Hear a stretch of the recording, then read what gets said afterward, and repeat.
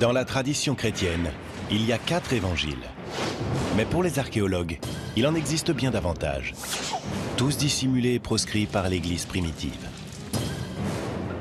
Que contiennent ces écritures récemment mises au jour et pourquoi ont-elles été interdites pendant des siècles? Les technologies de pointe nous dévoileront l'histoire secrète du christianisme, enfouie dans les évangiles perdus.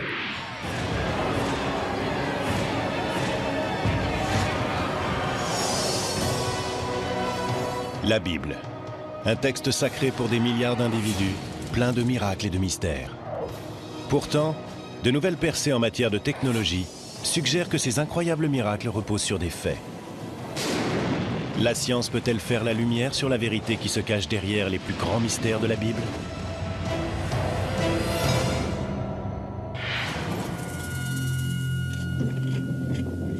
Hiver 1886. Des archéologues français sont à la recherche d'objets dans la partie chrétienne d'un cimetière de Haute-Égypte. Soudain, ils font une découverte qui va bouleverser l'histoire du christianisme. Ils mettent au jour la tombe d'un moine enterré au 8e siècle, depuis longtemps tombé dans l'oubli. Mais la vraie trouvaille, c'est ce que le moine a emporté avec lui dans l'au-delà. Les personnes qui avaient enterré le moine avaient apparemment placé ce petit manuscrit de papyrus dans sa tombe. De cette façon, le moine partait dans l'au-delà accompagné de l'un de ses textes préférés. Ce texte contenait non pas l'évangile de Matthieu, Marc, Luc ou Jean, mais l'évangile de Pierre. Le texte se veut un véritable évangile, autrement dit un récit de première main relatant la vie de Jésus. Pourtant, son auteur prétend être l'apôtre Pierre.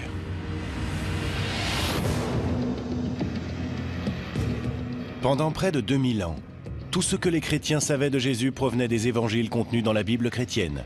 Les récits faits par Matthieu, Marc, Luc et Jean. Peut-il réellement s'agir d'un récit perdu de la vie de Jésus, écrit par Simon-Pierre, le premier des apôtres? La découverte crée une véritable onde de choc parmi les spécialistes de la Bible. L'onde de choc se poursuit lorsque de nouveaux évangiles perdus sont retrouvés sur plusieurs sites de fouilles archéologiques. L'évangile de Thomas, l'évangile de Marie-Madeleine et même l'évangile de Judas.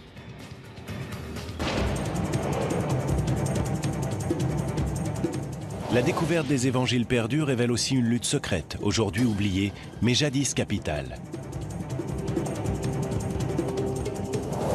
Une lutte pour le fondement du christianisme.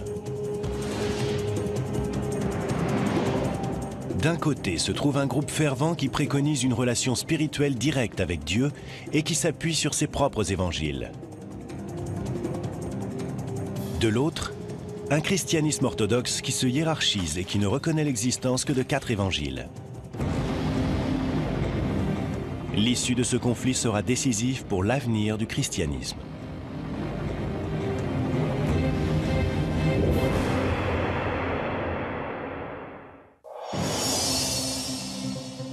Mais à l'aube du christianisme, il n'existe aucun évangile, ni aucune Bible chrétienne. La religion chrétienne naît autour de l'an 30, lorsque quelques juifs décident de suivre les enseignements de Jésus de Nazareth. L'histoire avec un grand H se transmet à travers des histoires. C'est ce qui s'est passé avec les premiers disciples de Jésus. Ces personnes étaient pauvres, marginalisées, et ne savaient très certainement ni lire ni écrire. Elles ont donc fait comme tout le monde.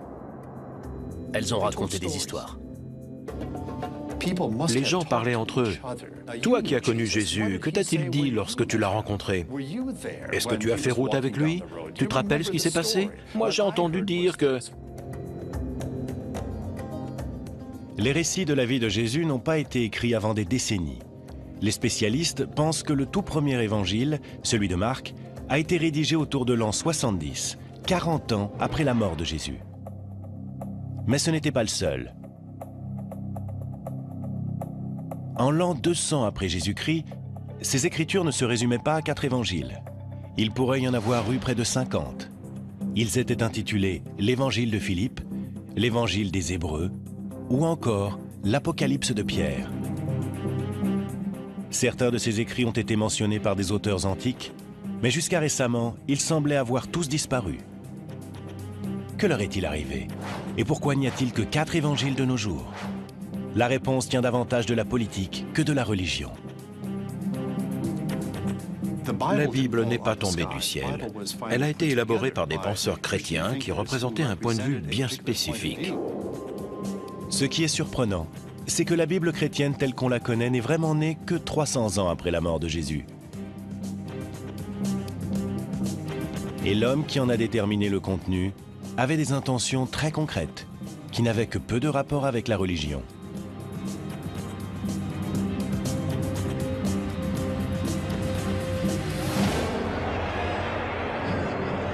En l'an 312, un empereur romain du nom de Constantin, un païen qui croit en plusieurs dieux, prétend avoir eu une vision de la croix avant une bataille. Après sa victoire, il se convertit au christianisme et en fera même une religion d'État semi-officielle.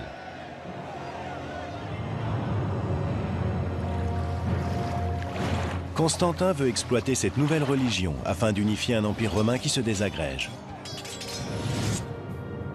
À cette époque, le christianisme est une religion très peu organisée, composée de communautés aux croyances diverses et qui se base sur des textes différents. Une situation que l'empereur veut changer. Constantin a compris que les chrétiens manquaient sérieusement d'organisation. Et s'il y a bien une chose que les Romains savaient faire, c'est organiser les choses. En 325 après Jésus-Christ, l'empereur Constantin convoque le concile de Nicée pour définir les principes fondamentaux du christianisme. Il réunit les dignitaires chrétiens les plus influents pour discuter de la manière d'établir un dogme officiel. Il est intéressant de noter que ce que l'empereur cherche avant tout, c'est l'unité. Il veut que la religion chrétienne fournisse une base idéologique à l'Empire. Le but du concile convoqué par Constantin est d'uniformiser la foi dans une visée aussi bien religieuse que politique. Après des semaines de débats, les différents évêques et prêtres conviennent d'un ensemble de principes destinés à unifier les communautés chrétiennes et à placer fermement la religion sous le contrôle de l'empereur. Il a alors fait usage de son autorité et il a dit à tout le monde, « Voilà, nous y sommes ». Les choses changent radicalement sous Constantin. On assiste à une redéfinition complète de la notion de Dieu. À partir de ce moment-là, Dieu est le protecteur de l'État, et l'État va ensuite utiliser la religion à ses propres fins pour s'unifier, parce que sans unité, il est très difficile de gouverner. Constantin veut aussi faire de l'ordre dans les Écritures et ne conserver que celles qu'il considère comme adaptées à cette nouvelle religion d'État. Si le concile de Nicée ne décide pas officiellement du contenu de la Bible chrétienne, Constantin fait clairement comprendre quels évangiles il juge acceptables. Il ordonne la création de 50 exemplaires d'une Bible chrétienne, qui contient uniquement les évangiles de Matthieu, Marc, Luc et Jean. Que sont devenus les autres évangiles? En l'an 382, un autre concile de l'Église en interdit littéralement la lecture aux chrétiens. Sous le règne de l'empereur chrétien Théodose, tous les autres évangiles sont considérés comme hérétiques. Ils sont interdits ou enterrés, et leurs propriétaires sont arrêtés et parfois exécutés. Il existait de nombreux autres textes auxquels des chrétiens profondément croyants étaient très attachés. Pendant très longtemps, ces gens ont lu ces textes, jusqu'au jour où des évêques leur ont dit « Tu ne liras pas ceci, mais tu liras cela ». Que contenaient ces évangiles perdus? Pourquoi étaient-ils considérés comme dangereux au point de devoir être interdits ou détruits? Pendant près de 2000 ans, personne ne l'a su. Mais en 1886, l'évangile de Pierre surgit des sables du désert égyptien. D'autres découvertes stupéfiantes suivront au cours du XXe siècle. Les évangiles de Thomas, de Marie-Madeleine ou de Judas. Ces évangiles perdus, dits apocryphes, donnent une vision inédite de Jésus. Ils offrent une approche différente de la spiritualité et révèlent l'existence d'une doctrine disparue du christianisme qui a un jour menacé les fondements de la foi chrétienne elle-même.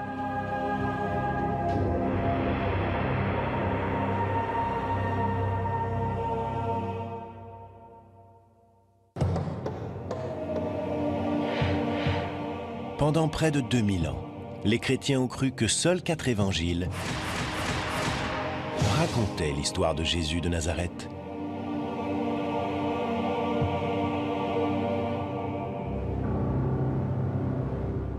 En 1886, l'évangile de Pierre est le premier évangile perdu à être retrouvé depuis des siècles. Cette découverte suggère l'existence d'une histoire secrète des Écritures interdites. En 1945, une découverte remarquable permet d'exhumer un vaste ensemble d'évangiles perdus. Ces textes vont conduire à réécrire toute l'histoire du christianisme. En Égypte, près d'une ville appelée Nag Hammadi, des paysans déterrent une jarre en argile, renfermant des manuscrits vieux de 18 siècles.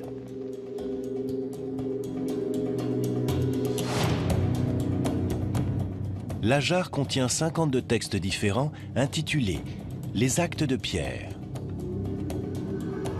« L'Apocalypse de Jacques » ou encore « l'Évangile de Thomas ».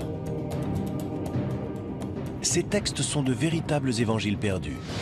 Ils ont été mentionnés par certains auteurs de l'Antiquité, mais ont sans doute été mis à l'index quand Constantin a décidé de réglementer la nouvelle religion en l'an 325. Jusqu'à ce jour, ces écritures n'étaient qu'une légende.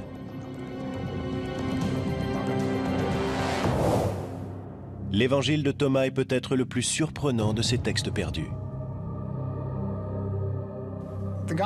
L'évangile de Thomas est un document fascinant. C'est un texte qui a été traduit du grec en langue copte et qui est composé de paroles de Jésus. On retrouve une bonne partie de ce qui est dit dans l'évangile de Thomas dans le Nouveau Testament. La seule différence, c'est que l'évangile de Thomas est un évangile gnostique. Les gnostiques formaient une secte des premiers siècles du christianisme qui mettait l'accent sur le mysticisme et qui refusait bon nombre des préceptes de la hiérarchie chrétienne naissante. Pour les gnostiques, le salut venait d'une connaissance secrète. Était un vrai disciple de Jésus celui qui accédait à cette connaissance. Gnosis est un terme grec qui signifie connaissance. Gnostique veut dire celui qui sait. Les gnostiques étaient avant tout des mystiques. Et s'ils pouvaient accéder à cette paix de Dieu, à cette véritable humanité à l'intérieur d'eux-mêmes, ils n'avaient absolument pas besoin de prêtres ni d'évêques. Ils pouvaient très bien s'en passer. Dans l'évangile de Thomas, Jésus semble transmettre un message étrange, un enseignement secret bien différent de celui des évangiles canoniques. Les évangiles traditionnels nous enseignent que Jésus est le seul Fils de Dieu. L'évangile de Thomas suggère que nous pouvons tous devenir des fils de Dieu. On y lit « Quand vous vous connaîtrez, alors vous serez connus et vous comprendrez que vous êtes les enfants du Père qui est vivant. » En d'autres termes, si Jésus peut être considéré comme Fils de Dieu, alors nous aussi, nous sommes tous fils et filles de Dieu. Il n'a rien que nous ne puissions pas avoir. Nous pouvons avoir la même relation avec le divin. Nous pouvons faire un avec Dieu. L'évangile de Thomas préconise une relation personnelle avec Dieu, sans passer par des églises organisées, des prêtres et des évêques. De nombreux prêtres et évêques s'offusquaient de ces gnostiques qui faisaient les choses à leur manière, qui entretenaient un lien direct avec Dieu. Tout ça passait très mal auprès des autorités de l'Église.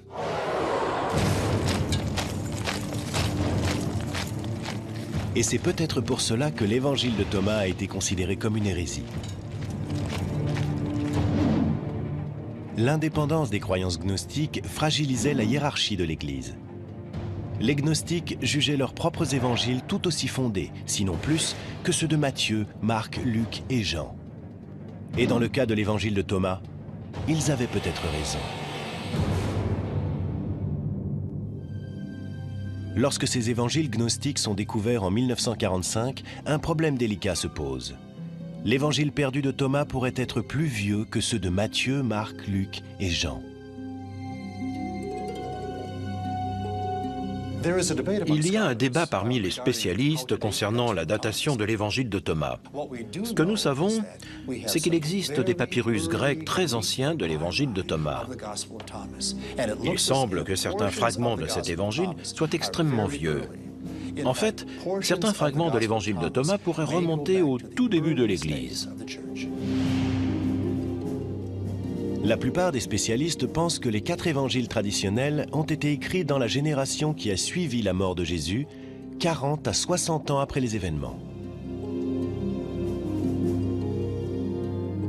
Mais l'évangile de Thomas pourrait être plus ancien, compte tenu de sa forme plus simple. La différence entre l'évangile de Thomas et ceux du Nouveau Testament, c'est que l'évangile de Thomas ne contient que des paroles de Jésus. Il ne contient aucun miracle ni aucune histoire de la vie de Jésus. Le fait que cet évangile ne soit qu'un recueil des paroles de Jésus pourrait indiquer qu'il est plus ancien et que les éléments narratifs contenus dans les autres évangiles ont été écrits plus tard. Si l'évangile de Thomas est vraiment plus ancien que les 4 évangiles canoniques, cela signifie-t-il qu'il est plus fidèle au message de Jésus? Et si c'est le cas, cela veut-il dire que la Bible chrétienne est incomplète? Pour tenter de le savoir, il s'agit de déterminer la date exacte à laquelle l'évangile a été rédigé. À l'Institut conservatoire des musées de la Smithsonian Institution, une équipe de spécialistes et de scientifiques est chargée de découvrir les secrets que renferment les documents anciens. Nos scientifiques, un peu à la manière de détectives, examinent ces documents à l'aide de différents outils afin de déterminer précisément leur nature et d'où ils proviennent. Les scientifiques cherchent des indices qui permettraient de dater l'Évangile jusque dans le papier et l'encre utilisée. Parfois, j'ai l'impression d'entrer dans la tête de celui qui a réalisé le document. Un conservateur doit en quelque sorte être capable de remonter le temps. Vous avez un objet qui est devant vous, il vous est parvenu dans un état bien précis, et il faut que vous déterminiez tout ce qui lui est arrivé. L'évangile de Thomas retrouvé à Nag Hammadi a fait l'objet d'une datation au carbone 14. On a ainsi découvert que le manuscrit remontait à une période comprise entre l'an 300 et l'an 400. Les plus vieux manuscrits des évangiles de Matthieu, Marc, Luc et Jean proviennent à peu près de la même période. Mais les spécialistes s'accordent à dire que tous ces évangiles sont sans doute des copies de textes bien plus anciens, car des auteurs antiques y font référence autour de l'an 150. Il est difficile de dater précisément l'évangile de Thomas et sa datation est sujette à controverse. Est-il plus ancien et plus fidèle que ceux de Matthieu, Marc, Luc et Jean? Tant qu'une copie plus ancienne n'aura pas été découverte, cela restera un mystère. Mais quel que soit son âge, l'évangile de Thomas révèle un conflit entre 2 camps au sein du christianisme. Matthieu, Marc, Luc et Jean sont les étendards de l'Église traditionnelle, mais une tradition veut que les gnostiques aient eu l'appui de Marie-Madeleine elle-même.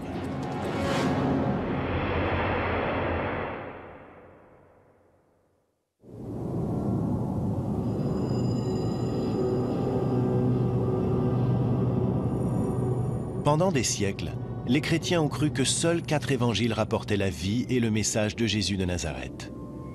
Mais cette croyance est balayée à la fin du XIXe siècle, avec la découverte des premiers évangiles perdus. L'un des plus fascinants de ces textes oubliés est retrouvé en Égypte en 1896.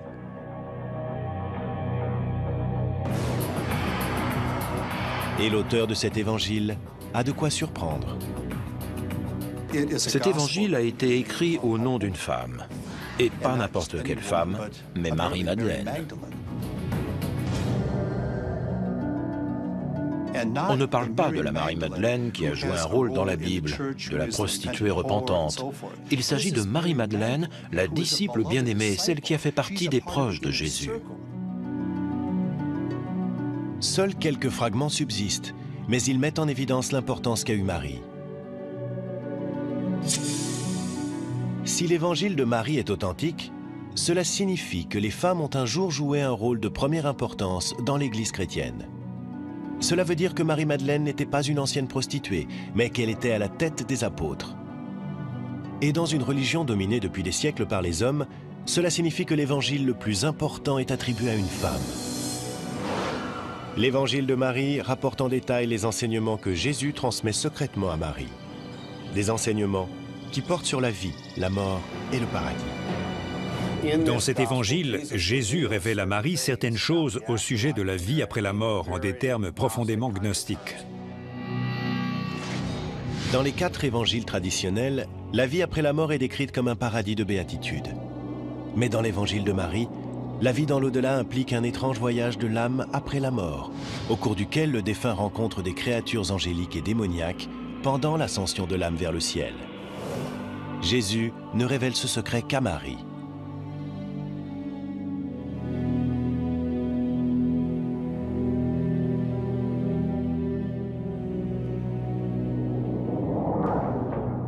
On lit dans le texte que Pierre, le premier des apôtres, réagit violemment en entendant une telle révélation.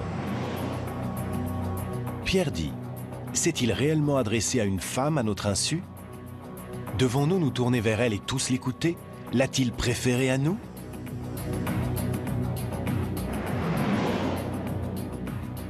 Les apôtres ne tiennent pas compte des réserves de Pierre et soutiennent Marie en disant, « Si le Sauveur l'a rendue digne, qui es-tu pour la rejeter ?» Ce qu'il est important de noter, c'est qu'il y avait un lien de type spirituel entre Marie et Jésus. Marie était considérée comme une personne perspicace, influente, quelqu'un qui savait motiver les autres. C'était là son véritable don. Elle comprenait l'esprit de Jésus et elle a su communiquer cela. Cet évangile nous donne un point de vue très différent du message de Jésus et il présente Marie-Madeleine comme celle qui comprend ce point de vue bien mieux que tous les autres disciples.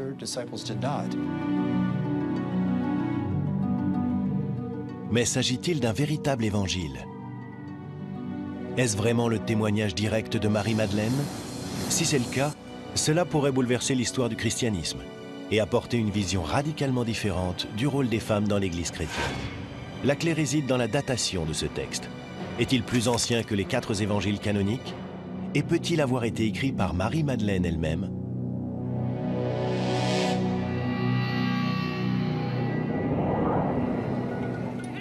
L'évangile de Marie a été découvert en 1896 à Akhmim, en Égypte. Une datation au carbone 14 nous apprend que le texte a été copié au 5e siècle. Mais au fil des années, des fragments de l'évangile de Marie ont été exhumés dans d'autres régions d'Égypte, et ils sont bien plus anciens. De nouvelles avancées technologiques peuvent permettre d'affiner la datation des plus petits fragments d'un texte ancien. En se servant d'un microscope 3D, les scientifiques peuvent examiner les fragments dans les moindres détails afin de déceler des indices permettant de les dater. À ce niveau de détail, un morceau de papyrus moderne ne ressemble en rien à un manuscrit ancien. Si ce papyrus avait 2000 ans, la surface ne serait pas aussi brillante. Elle serait bien plus mate, parce que les fibres seraient usées. Et cela aurait créé comme des poils, un peu comme sur du daim. Des tests de ce type ont permis de dater très précisément les plus vieux fragments de l'évangile de Marie. Ces fragments ont été rédigés autour de l'an 200. La langue et le vocabulaire employés suggèrent aussi que cet évangile a été écrit au IIe siècle et non du temps de Jésus. Il est donc très peu probable que Marie-Madeleine ait écrit l'évangile qui porte son nom.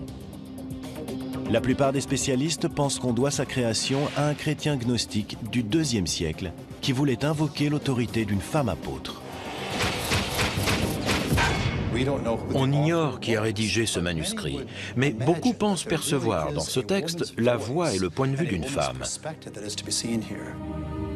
Il est possible qu'enfin, on nous donne à entendre une voix qui est étouffée dans les autres évangiles.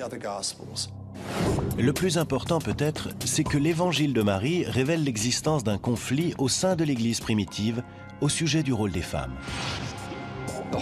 L'autorité exercée par les femmes dans les premiers siècles de l'histoire chrétienne est un thème passionnant à étudier, et l'évangile de Marie témoigne de cette autorité. Le fait que Marie exerce une autorité tout en étant une femme est un concept révolutionnaire dans l'Église primitive. L'existence d'un évangile de Marie indique qu'il y avait des groupes tels que les gnostiques qui étaient bien plus ouverts à l'idée d'intégrer les femmes dans leur communauté pour qu'elles en deviennent des membres à part entière. Certains membres de l'Église orthodoxe qui émergeaient à cette époque s'en plaignaient. Ils se disaient « Quoi? Il y a des femmes qui administrent les sacrements? Il y a des femmes ordonnées parmi les gnostiques? Quelle honte !» Les gnostiques, eux, ne voyaient aucune honte à cela. Le fait qu'il existe un évangile de Marie est parfaitement en accord avec leur doctrine.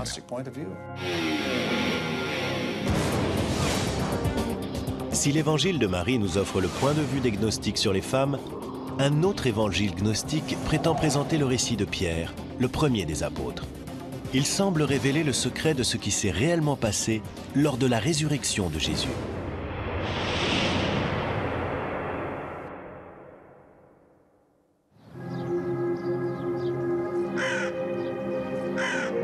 En 1886, lors de fouilles en Égypte, des archéologues français exhument une ancienne tombe chrétienne qui recèle un trésor extraordinaire.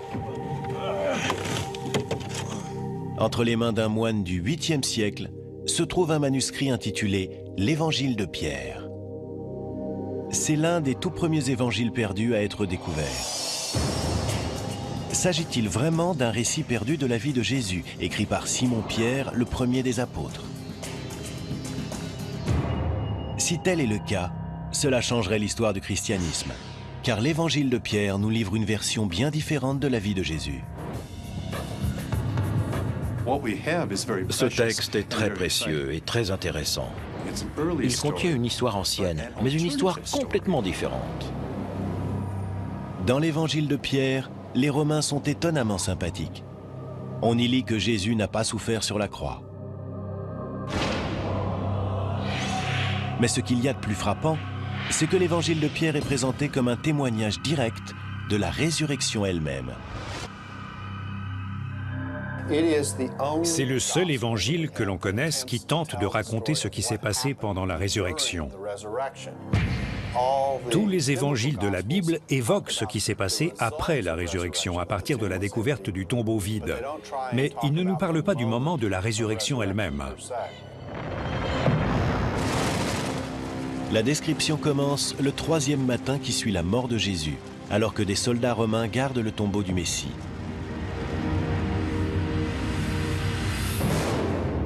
L'évangile de Pierre raconte: le tombeau s'ouvrit et les soldats le virent car ils montaient la garde.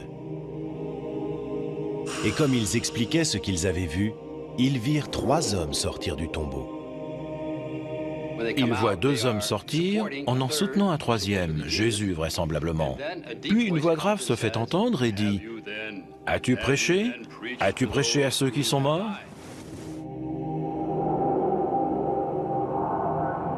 La résurrection prend fin lorsque Jésus et les 2 hommes s'élèvent vers le ciel, tandis que les témoins regardent abasourdis.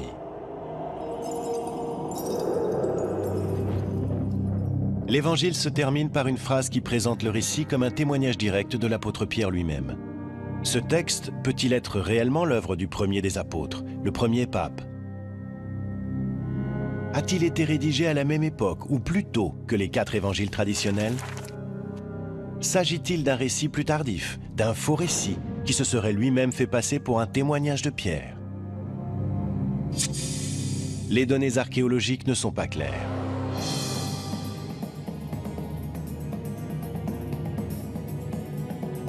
Le manuscrit découvert en 1886 a été daté du 8e siècle,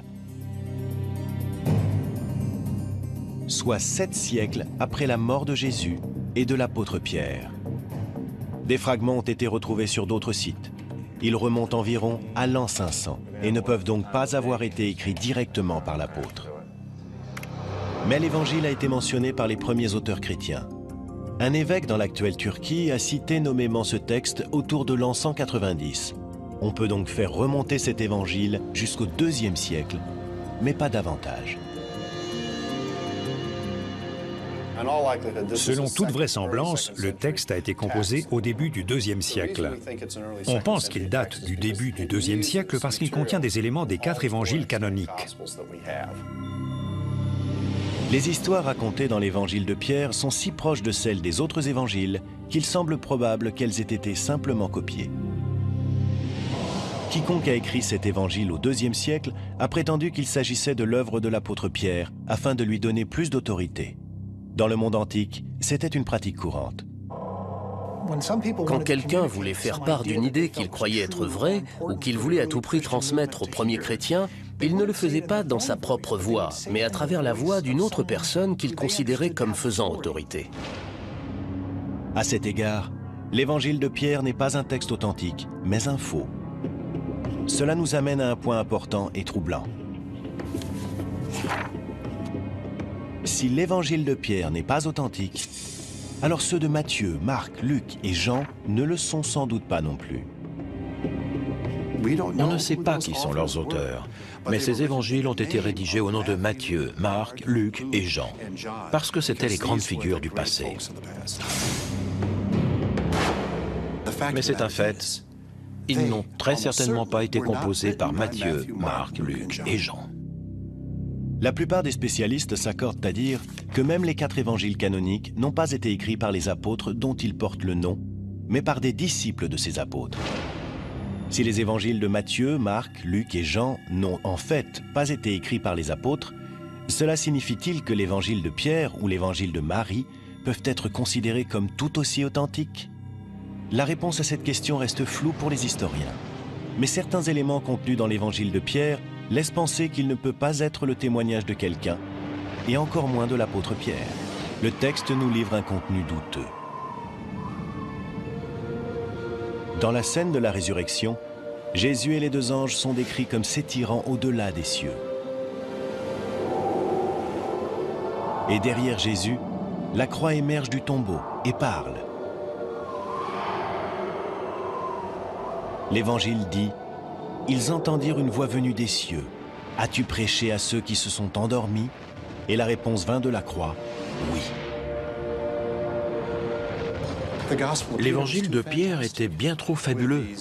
Ces hommes immenses dont la tête dépasse les cieux et cette croix qui parle, tout ça était bien trop gros pour que qui que ce soit y croie. L'Église primitive recherchait la simplicité et la sobriété. C'est peut-être l'une des raisons pour lesquelles l'évangile de Pierre n'est pas reconnu comme tel lors du concile de Nicée convoqué par Constantin. Pourtant, des groupes de chrétiens fervents continuent d'y voir un texte sacré, au point de le placer dans la tombe d'un moine autour de l'an 700. J'aime à penser qu'il y a eu un moine qui s'est accroché à ce texte non seulement sur terre, mais aussi dans l'au-delà.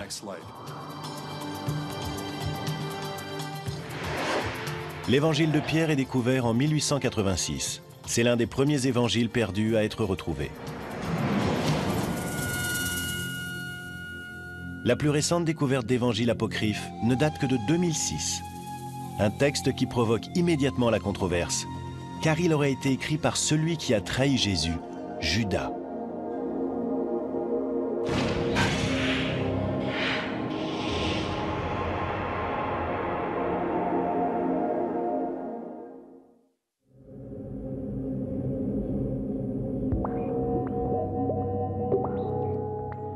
La découverte d'évangiles perdus au cours du XXe siècle a changé notre compréhension de l'histoire du christianisme.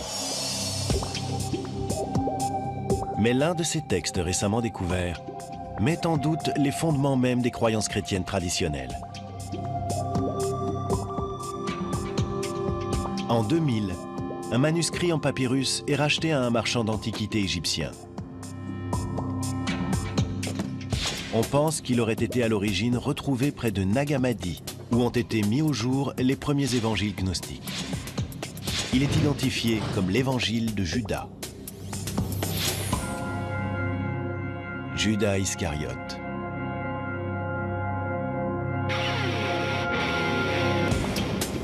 Quand l'Évangile a été publié, on a lu partout que Judas était en fait un héros. Il n'était plus celui qui avait trahi Jésus, comme on le décrivait dans les évangiles bibliques, mais celui qui était loué dans les cieux parce qu'il avait simplement accompli la volonté de Dieu. Dans le récit qui est traditionnellement fait de la crucifixion, Judas livre Jésus aux Romains. Dès lors, il est considéré comme un traître. Mais dans l'évangile de Judas, la trahison devient une histoire de sacrifice personnel. Dans ce texte, Jésus voit en lui le plus sage des apôtres. Tout tourne autour de la relation entre Jésus et Judas.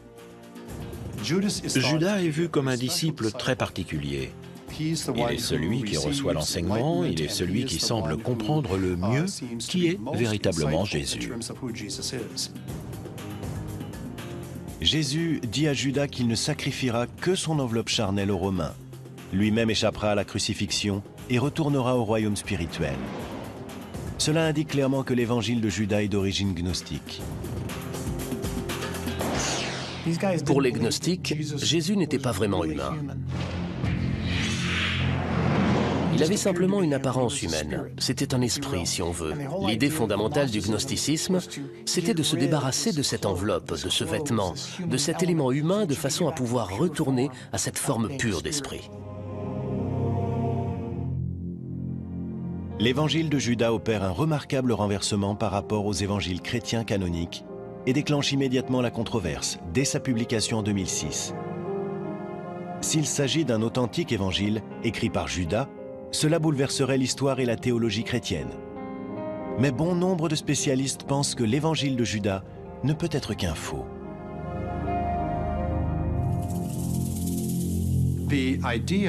L'idée qu'il puisse exister un évangile de Judas Iscariote a quelque chose de tellement provocateur que beaucoup de gens se sont posé des questions. Est-ce que ce texte pourrait être un faux? Théoriquement, quelqu'un qui aurait un sens de l'humour diabolique ou qui voudrait jouer un tour au monde entier pourrait très bien prendre un papyrus ancien, composer un texte et piéger tout le monde. Pendant des semaines, l'évangile de Judas a été soumis à un examen minutieux. Malgré sa source inhabituelle, les experts en ont conclu que le document était bien authentique, mais qu'il n'était sans doute pas aussi vieux que les évangiles traditionnels. Les spécialistes estiment que le manuscrit de l'évangile de Judas date d'une période comprise entre l'an 280 et l'an 330, soit près de 300 ans après la mort de Judas. De toute évidence, ce texte n'est pas un témoignage direct et a été composé après les 4 évangiles canoniques, au cours du IIe siècle. Mais la création de l'évangile de Judas souligne le conflit croissant entre les chrétiens gnostiques et l'Église traditionnelle autour de l'an 300. En écrivant cet évangile et en l'attribuant à Judas, on amène les gens à penser tous ces personnages différemment. Cela change radicalement la donne, tout est renversé. En accordant un peu moins d'importance aux apôtres et en donnant davantage à Judas, les choses sont complètement repensées. L'évangile de Judas est une critique très vive de l'Église et de ses racines apostoliques.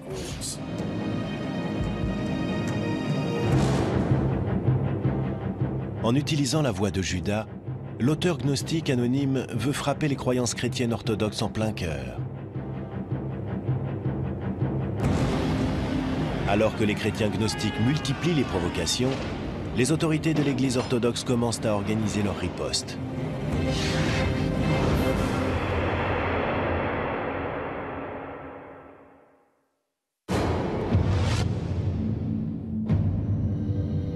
Avant le concile de Nicée, le christianisme n'est pas une organisation structurée.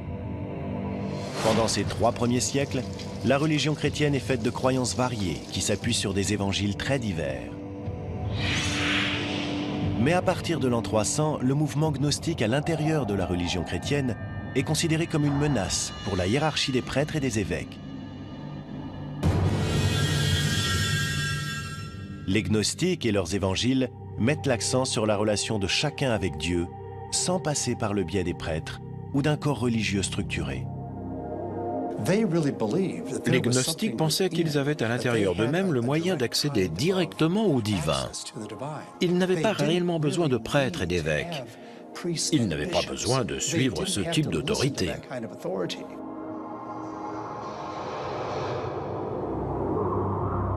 Mais c'est peut-être cette importance accordée par les gnostiques au mysticisme et à la révélation personnelle qui va les conduire à leur perte. Au lieu de bâtir une communauté et de gagner des adeptes, le cercle fermé des gnostiques commence à perdre de son influence politique. Pendant ce temps, la hiérarchie chrétienne qui se met en place attire l'attention des dirigeants romains. Avec le concile de Nicée en l'an 325, l'empereur Constantin renforce l'assise politique des évêques orthodoxes et de leur hiérarchie.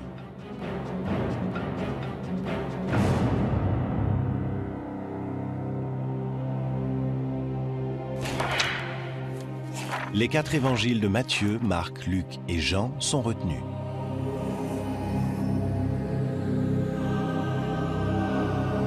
Les évangiles gnostiques sont rejetés, du moins officiellement. Il est important de bien garder à l'esprit que certains croyants étaient très attachés à ces évangiles qui ne figurent pas dans le Nouveau Testament. Ils ont longtemps été lus. Mais que nous dit cette évolution fondamentale du Nouveau Testament de la légitimité des évangiles perdus? L'étude des évangiles perdus est tout à fait fascinante. Elle nous aide à comprendre les pressions culturelles qui s'exerçaient au sein du christianisme. C'est assez passionnant d'imaginer ce qui aurait pu se passer à Nicée et par la suite si c'était une perspective gnostique qui l'avait emporté. Je pense que le fait d'être un disciple de Jésus aurait eu une dimension plus mystique, quelque chose de plus intime. L'Église aurait été très différente, avec des caractéristiques tout autres et un sens plus mystique.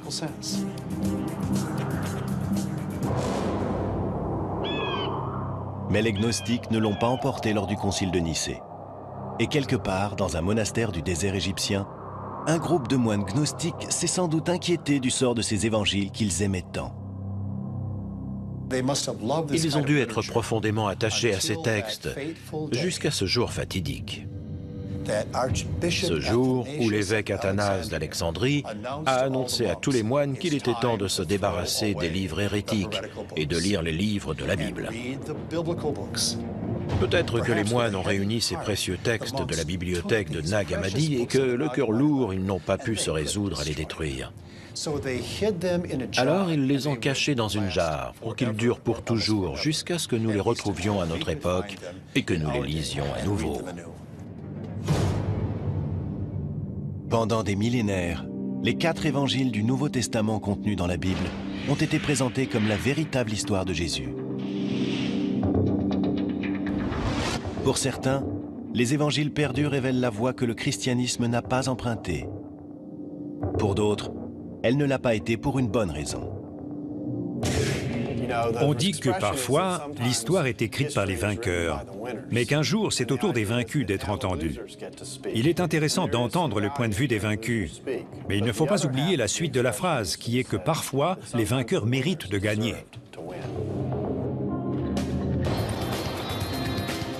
Des siècles après avoir été enfouis dans les sables du désert, les évangiles perdus restent controversés. Peut-être est-ce là la preuve du pouvoir qu'a la parole écrite de se faire porteuse de foi, d'espoir et de mystère à travers les siècles et dans le monde entier.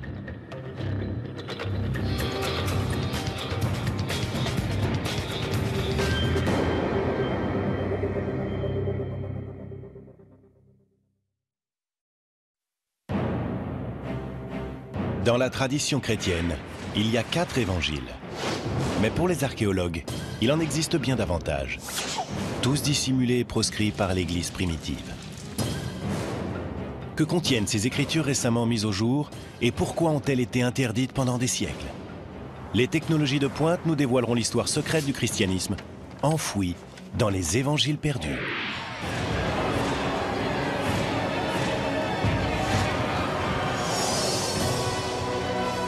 La Bible, un texte sacré pour des milliards d'individus, plein de miracles et de mystères. Pourtant, de nouvelles percées en matière de technologie suggèrent que ces incroyables miracles reposent sur des faits.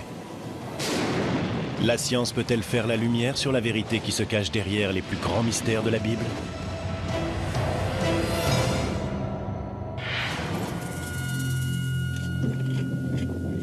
Hiver 1886. Des archéologues français sont à la recherche d'objets dans la partie chrétienne d'un cimetière de Haute-Égypte. Soudain, ils font une découverte qui va bouleverser l'histoire du christianisme. Ils mettent au jour la tombe d'un moine enterré au 8e siècle, depuis longtemps tombé dans l'oubli.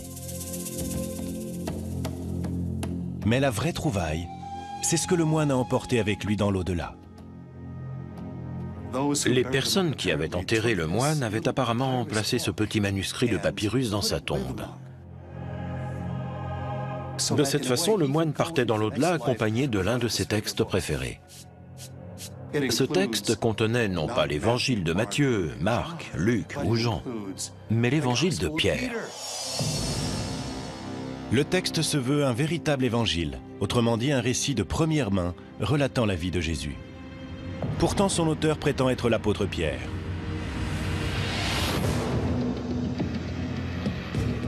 Pendant près de 2000 ans, tout ce que les chrétiens savaient de Jésus provenait des évangiles contenus dans la Bible chrétienne.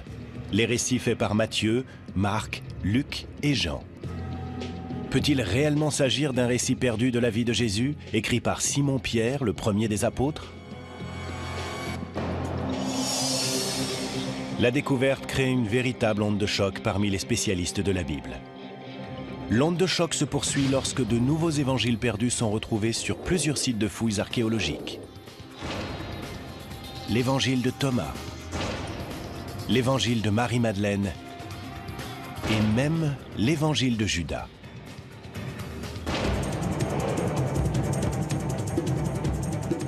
La découverte des évangiles perdus révèle aussi une lutte secrète, aujourd'hui oubliée, mais jadis capitale. Une lutte pour le fondement du christianisme. D'un côté se trouve un groupe fervent qui préconise une relation spirituelle directe avec Dieu et qui s'appuie sur ses propres évangiles. De l'autre, un christianisme orthodoxe qui se hiérarchise et qui ne reconnaît l'existence que de 4 évangiles. L'issue de ce conflit sera décisive pour l'avenir du christianisme.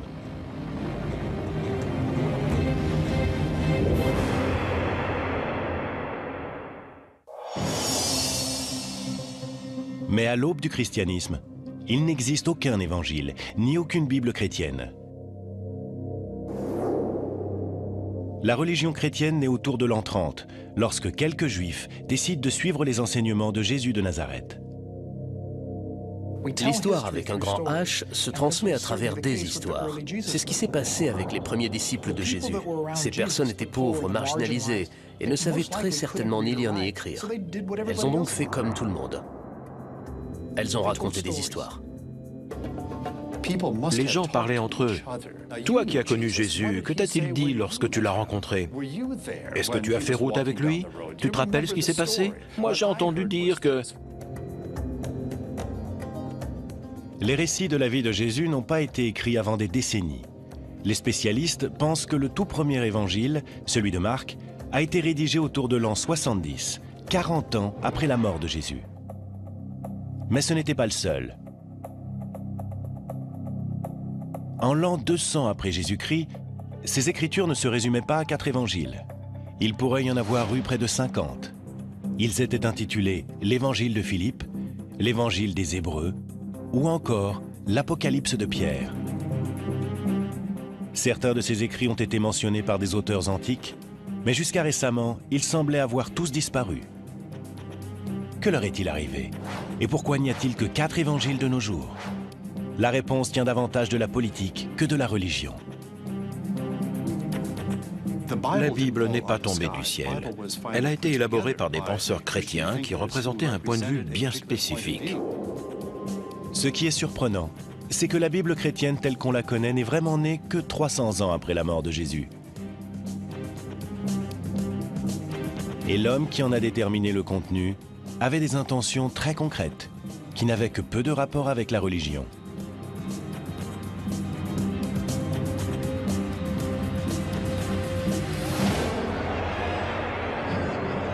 En l'an 312, un empereur romain du nom de Constantin, un païen qui croit en plusieurs dieux, prétend avoir eu une vision de la croix avant une bataille. Après sa victoire, il se convertit au christianisme et en fera même une religion d'État semi-officielle.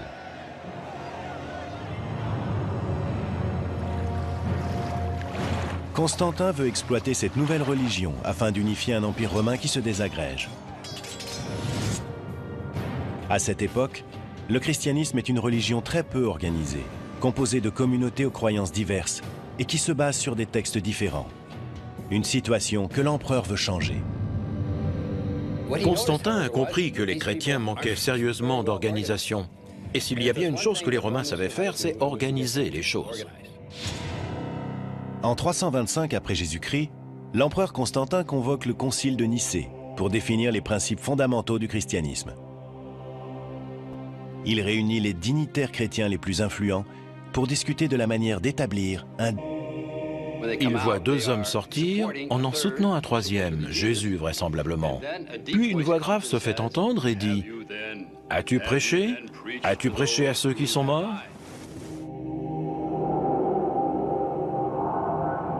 La résurrection prend fin lorsque Jésus et les deux hommes s'élèvent vers le ciel, tandis que les témoins regardent abasourdis.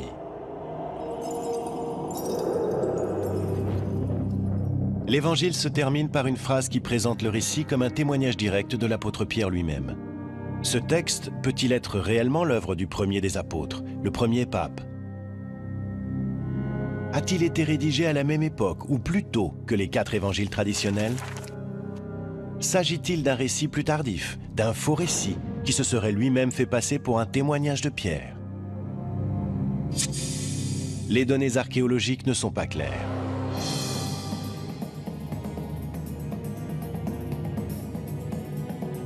Le manuscrit découvert en 1886 a été daté du 8e siècle, soit 7 siècles après la mort de Jésus et de l'apôtre Pierre.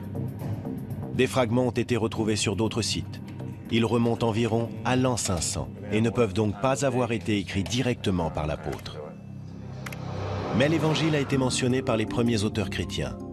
Un évêque dans l'actuelle Turquie a cité nommément ce texte autour de l'an 190. On peut donc faire remonter cet évangile jusqu'au 2e siècle, mais pas davantage. Selon toute vraisemblance, le texte a été composé au début du 2e siècle. On pense qu'il date du début du 2e siècle parce qu'il contient des éléments des 4 évangiles canoniques. Les histoires racontées dans l'évangile de Pierre sont si proches de celles des autres évangiles qu'il semble probable qu'elles aient été simplement copiées. Quiconque a écrit cet évangile au 2e siècle a prétendu qu'il s'agissait de l'œuvre de l'apôtre Pierre afin de lui donner plus d'autorité. Dans le monde antique, c'était une pratique courante. Quand quelqu'un voulait faire part d'une idée qu'il croyait être vraie ou qu'il voulait à tout prix transmettre aux premiers chrétiens, il ne le faisait pas dans sa propre voix, mais à travers la voix d'une autre personne qu'il considérait comme faisant autorité. À cet égard, l'évangile de Pierre n'est pas un texte authentique, mais un faux. Cela nous amène à un point important et troublant. Si l'évangile de Pierre n'est pas authentique, alors ceux de Matthieu, Marc, Luc et Jean ne le sont sans doute pas non plus. On ne sait pas qui sont leurs auteurs, mais ces évangiles ont été rédigés au nom de Matthieu, Marc, Luc et Jean, parce que c'étaient les grandes figures du passé. Mais c'est un fait, ils n'ont très certainement pas été composés par Matthieu, Marc, Luc et Jean. La plupart des spécialistes s'accordent à dire que même les 4 évangiles canoniques n'ont pas été écrits par les apôtres dont ils portent le nom, mais par des disciples de ces apôtres.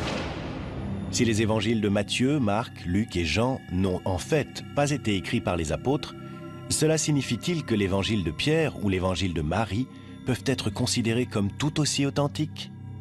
La réponse à cette question reste floue pour les historiens. Mais certains éléments contenus dans l'évangile de Pierre laissent penser qu'il ne peut pas être le témoignage de quelqu'un, et encore moins de l'apôtre Pierre. Le texte nous livre un contenu douteux. Dans la scène de la résurrection, Jésus et les 2 anges sont décrits comme s'étirant au-delà des cieux. Et derrière Jésus, la croix émerge du tombeau et parle. L'Évangile dit « Ils entendirent une voix venue des cieux. As-tu prêché à ceux qui se sont endormis ?» Et la réponse vint de la croix « Oui ». L'évangile de Pierre était bien trop fabuleux. Ces hommes immenses dont la tête dépasse les cieux et cette croix qui parle, tout ça était bien trop gros pour que qui que ce soit y croie. L'Église primitive recherchait la simplicité et la sobriété. C'est peut-être l'une des raisons pour lesquelles l'évangile de Pierre n'est pas reconnu comme tel lors du concile de Nicée convoqué par Constantin. Pourtant, des groupes de chrétiens fervents continuent d'y voir un texte sacré, au point de le placer dans la tombe d'un moine autour de l'an 700. J'aime à penser qu'il y a eu un moine qui s'est accroché à ce texte non seulement sur terre, mais aussi dans l'au-delà.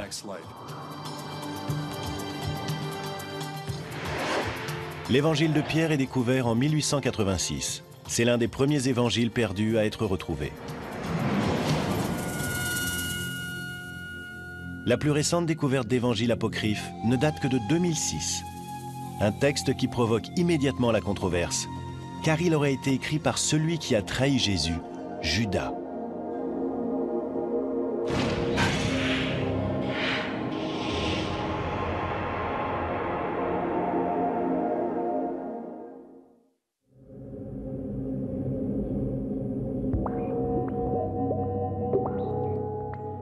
La découverte d'évangiles perdus au cours du XXe siècle a changé notre compréhension de l'histoire du christianisme. Mais l'un de ces textes récemment découverts met en doute les fondements même des croyances chrétiennes traditionnelles. En 2000, un manuscrit en papyrus est racheté à un marchand d'antiquités égyptien. On pense qu'il aurait été à l'origine retrouvé près de Nag Hammadi, où ont été mis au jour les premiers évangiles gnostiques. Il est identifié comme l'évangile de Judas. Judas Iscariote.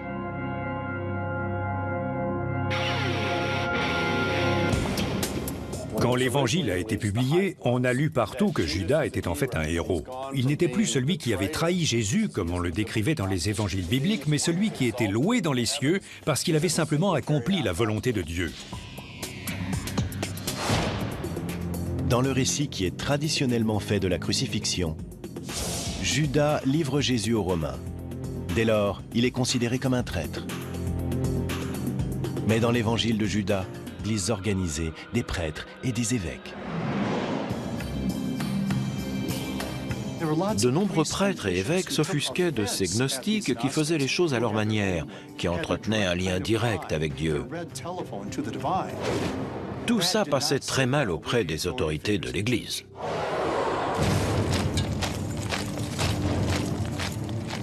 Et c'est peut-être pour cela que l'évangile de Thomas a été considéré comme une hérésie. L'indépendance des croyances gnostiques fragilisait la hiérarchie de l'Église. Les gnostiques jugeaient leurs propres évangiles tout aussi fondés, sinon plus, que ceux de Matthieu, Marc, Luc et Jean. Et dans le cas de l'évangile de Thomas, ils avaient peut-être raison. Lorsque ces évangiles gnostiques sont découverts en 1945, un problème délicat se pose. L'évangile perdu de Thomas pourrait être plus vieux que ceux de Matthieu, Marc, Luc et Jean. Il y a un débat parmi les spécialistes concernant la datation de l'évangile de Thomas. Ce que nous savons, c'est qu'il existe des papyrus grecs très anciens de l'évangile de Thomas. Il semble que certains fragments de cet évangile soient extrêmement vieux. En fait, certains fragments de l'évangile de Thomas pourraient remonter au tout début de l'Église. La plupart des spécialistes pensent que les 4 évangiles traditionnels ont été écrits dans la génération qui a suivi la mort de Jésus, 40 à 60 ans après les événements. Mais l'évangile de Thomas pourrait être plus ancien, compte tenu de sa forme plus simple. La différence entre l'évangile de Thomas et ceux du Nouveau Testament, c'est que l'évangile de Thomas ne contient que des paroles de Jésus. Il ne contient aucun miracle ni aucune histoire de la vie de Jésus. Le fait que cet évangile ne soit qu'un recueil des paroles de Jésus pourrait indiquer qu'il est plus ancien et que les éléments narratifs contenus dans les autres évangiles ont été écrits plus tard. Si l'évangile de Thomas est vraiment plus ancien que les 4 évangiles canoniques, cela signifie-t-il qu'il est plus fidèle au message de Jésus? Et si c'est le cas, cela veut-il dire que la Bible chrétienne est incomplète? Pour tenter de le savoir, il s'agit de déterminer la date exacte à laquelle l'évangile a été rédigé. À l'Institut conservatoire des musées de la Smithsonian Institution, une équipe de spécialistes et de scientifiques est chargée de découvrir les secrets que renferment les documents anciens. Nos scientifiques, un peu à la manière de détectives, examinent ces documents à l'aide de différents outils afin de déterminer précisément leur nature et d'où ils proviennent. Les scientifiques cherchent des indices qui permettraient de dater l'Évangile jusque dans le papier et l'encre utilisée. Parfois, j'ai l'impression d'entrer dans la tête de celui qui a réalisé le document. Un conservateur doit en quelque sorte être capable de remonter le temps. Vous avez un objet qui est devant vous, il vous est parvenu dans un état bien précis, et il faut que vous déterminiez tout ce qui lui est arrivé. L'évangile de Thomas retrouvé à Nag Hammadi a fait l'objet d'une datation au carbone 14. On a ainsi découvert que le manuscrit remontait à une période comprise entre l'an 300 et l'an 400. Les plus vieux manuscrits des évangiles de Matthieu, Marc, Luc et Jean proviennent à peu près de la même période. Mais les spécialistes s'accordent à dire que tous ces évangiles sont sans doute des copies de textes bien plus anciens, car des auteurs antiques y font référence autour de l'an 150. Il est difficile de dater précisément l'évangile de Thomas, et sa datation est sujette à controverse. Est-il plus ancien et plus fidèle que ceux de Matthieu, Marc, Luc et Jean? Tant qu'une copie plus ancienne n'aura pas été découverte, cela restera un mystère. Mais quel que soit son âge, l'évangile de Thomas révèle un conflit entre 2 camps au sein du christianisme. Matthieu, Marc, Luc et Jean sont les étendards de l'Église traditionnelle, mais une tradition veut que les gnostiques aient eu l'appui de Marie-Madeleine elle-même.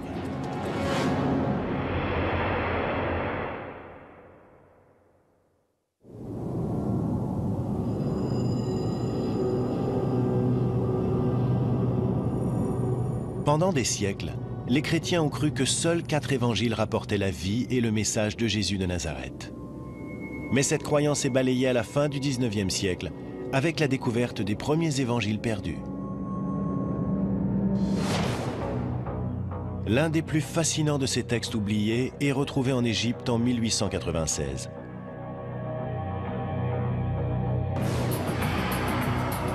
Et l'auteur de cet évangile a de quoi surprendre. Cet évangile a été écrit au nom d'une femme. Et pas n'importe quelle femme, mais Marie-Madeleine. On ne parle pas de la Marie-Madeleine qui a joué un rôle dans la Bible, de la prostituée repentante. Il s'agit de Marie-Madeleine, la disciple bien-aimée, celle qui a fait partie des proches de Jésus. Seuls quelques fragments subsistent, mais ils mettent en évidence l'importance qu'a eue Marie. Si l'évangile de Marie est authentique, cela signifie que les femmes ont un jour joué un rôle de première importance dans l'Église chrétienne. Cela veut dire que Marie-Madeleine n'était pas une ancienne prostituée, mais qu'elle était à la tête des apôtres. Et dans une religion dominée depuis des siècles par les hommes, cela signifie que l'évangile le plus important est attribué à une femme. L'évangile de Marie rapporte en détail les enseignements que Jésus transmet secrètement à Marie.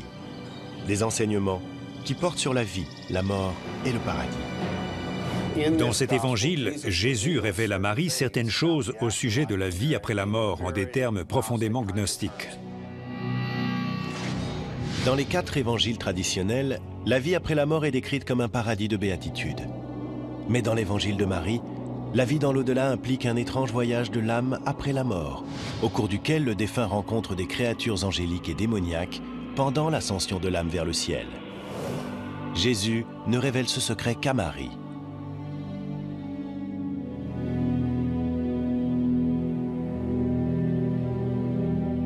Dogme officiel. Il est intéressant de noter que ce que l'empereur cherche avant tout, c'est l'unité. Il veut que la religion chrétienne fournisse une base idéologique à l'Empire.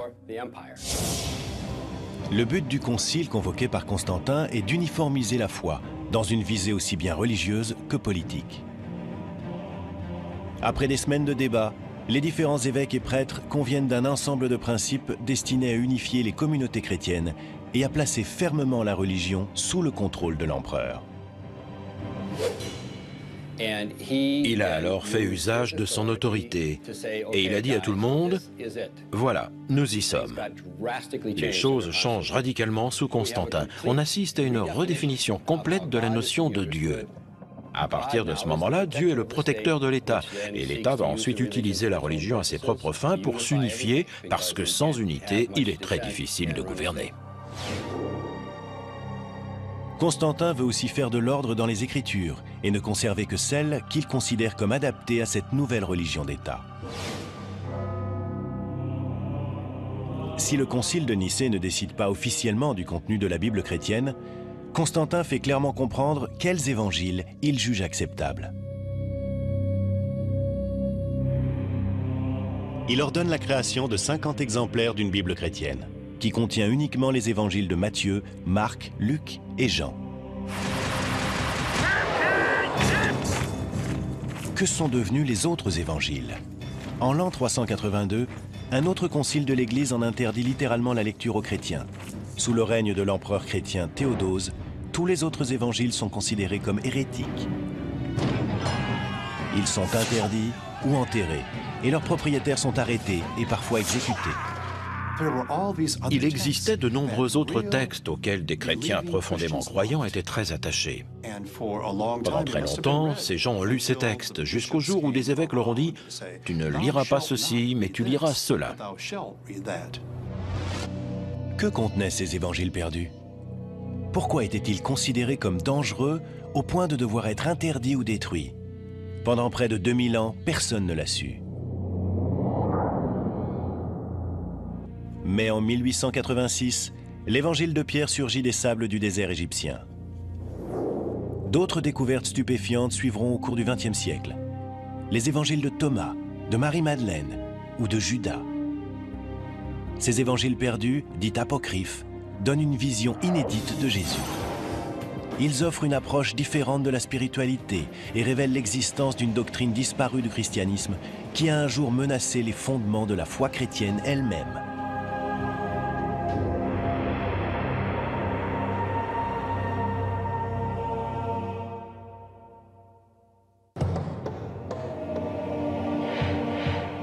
Pendant près de 2000 ans, les chrétiens ont cru que seuls 4 évangiles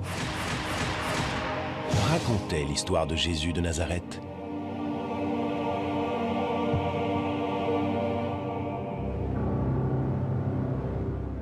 En 1886, l'évangile de Pierre est le premier évangile perdu à être retrouvé depuis des siècles.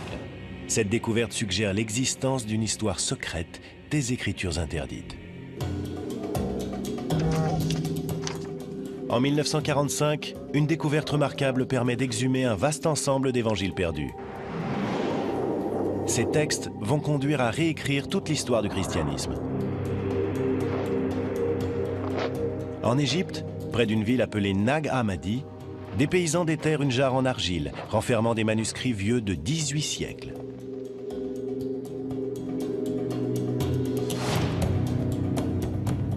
La jarre contient 52 textes différents intitulés « Les Actes de Pierre », « L'Apocalypse de Jacques » ou encore « l'Évangile de Thomas ». Ces textes sont de véritables évangiles perdus. Ils ont été mentionnés par certains auteurs de l'Antiquité, mais ont sans doute été mis à l'index quand Constantin a décidé de réglementer la nouvelle religion en l'an 325. Jusqu'à ce jour, ces écritures n'étaient qu'une légende.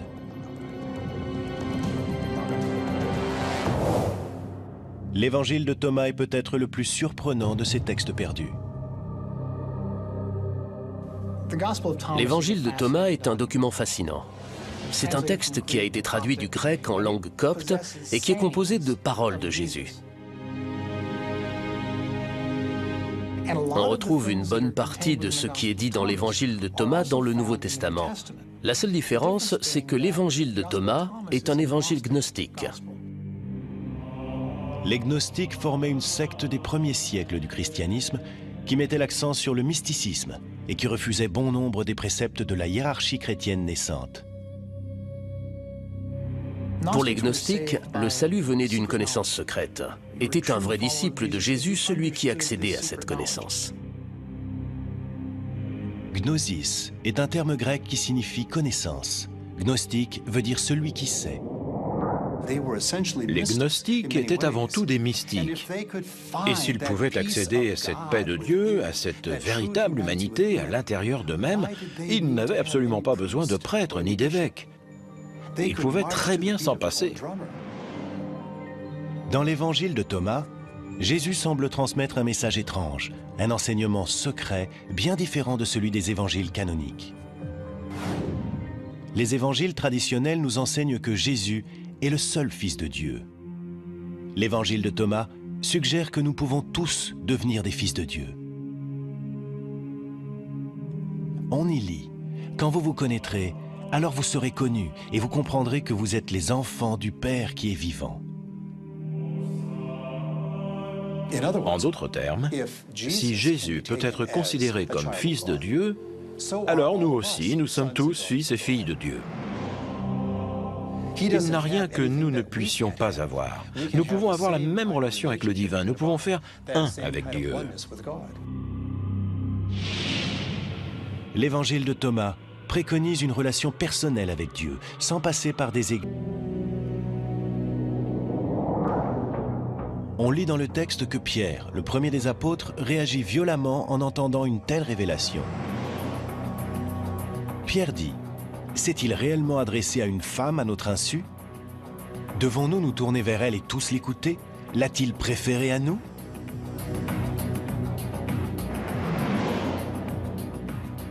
Les apôtres ne tiennent pas compte des réserves de Pierre et soutiennent Marie en disant « Si le Sauveur l'a rendue digne, qui es-tu pour la rejeter ?»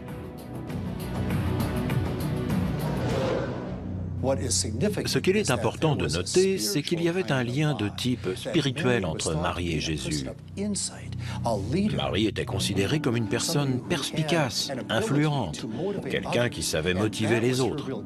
C'était là son véritable don. Elle comprenait l'esprit de Jésus et elle a su communiquer cela. Cet évangile nous donne un point de vue très différent du message de Jésus et il présente Marie-Madeleine comme celle qui comprend ce point de vue bien mieux que tous les autres disciples.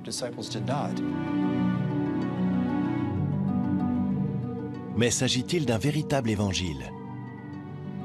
Est-ce vraiment le témoignage direct de Marie-Madeleine?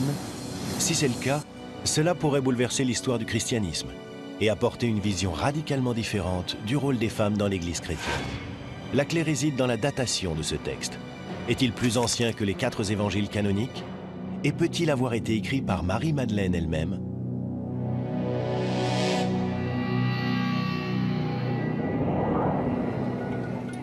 L'évangile de Marie a été découvert en 1896 à Akhmim, en Égypte.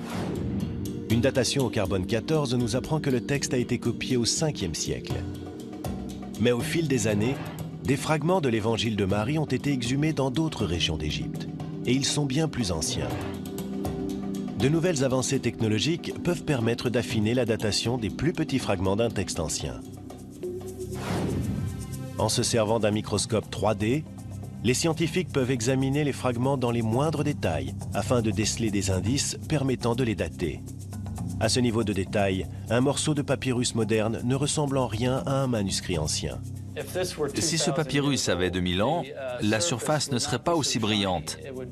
Elle serait bien plus mate, parce que les fibres seraient usées.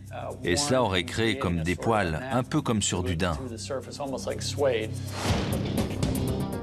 Des tests de ce type ont permis de dater très précisément les plus vieux fragments de l'évangile de Marie. Ces fragments ont été rédigés autour de l'an 200. La langue et le vocabulaire employés suggèrent aussi que cet évangile a été écrit au IIe siècle et non du temps de Jésus. Il est donc très peu probable que Marie-Madeleine ait écrit l'évangile qui porte son nom. La plupart des spécialistes pensent qu'on doit sa création à un chrétien gnostique du IIe siècle qui voulait invoquer l'autorité d'une femme apôtre. On ignore qui a rédigé ce manuscrit, mais beaucoup pensent percevoir dans ce texte la voix et le point de vue d'une femme. Il est possible qu'enfin, on nous donne à entendre une voix qui est étouffée dans les autres évangiles. Le plus important peut-être, c'est que l'évangile de Marie révèle l'existence d'un conflit au sein de l'Église primitive au sujet du rôle des femmes. L'autorité exercée par les femmes dans les premiers siècles de l'histoire chrétienne est un thème passionnant à étudier, et l'évangile de Marie témoigne de cette autorité. Le fait que Marie exerce une autorité tout en étant une femme est un concept révolutionnaire dans l'Église primitive. L'existence d'un évangile de Marie indique qu'il y avait des groupes tels que les gnostiques qui étaient bien plus ouverts à l'idée d'intégrer les femmes dans leur communauté pour qu'elles en deviennent des membres à part entière. Certains membres de l'Église orthodoxe, qui émergeaient à cette époque, s'en plaignaient. Ils se disaient « Quoi? Il y a des femmes qui administrent les sacrements? Il y a des femmes ordonnées parmi les gnostiques? Quelle honte !» Les gnostiques, eux, ne voyaient aucune honte à cela. Le fait qu'il existe un évangile de Marie est parfaitement en accord avec leur doctrine.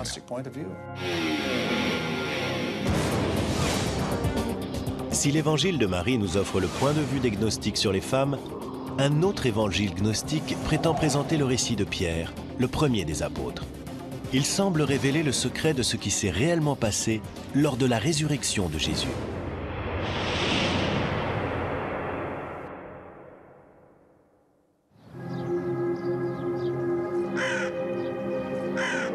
En 1886, lors de fouilles en Égypte, des archéologues français exhument une ancienne tombe chrétienne qui recèle un trésor extraordinaire.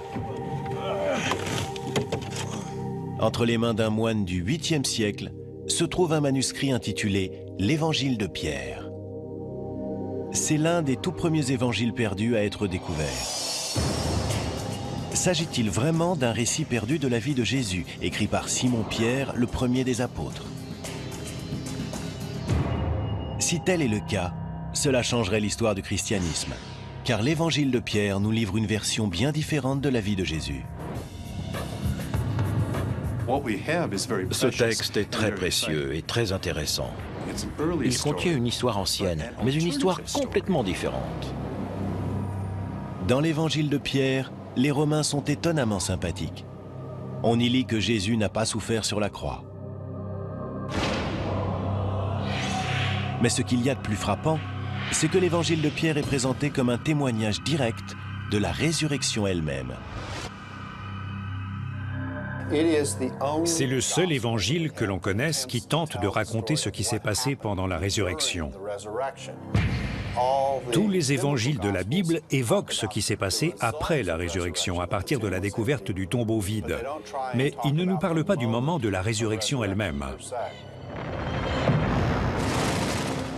La description commence le 3e matin qui suit la mort de Jésus, alors que des soldats romains gardent le tombeau du Messie.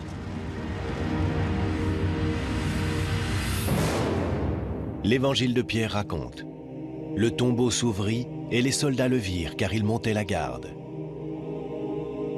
Et comme ils expliquaient ce qu'ils avaient vu, ils virent 3 hommes sortir du tombeau.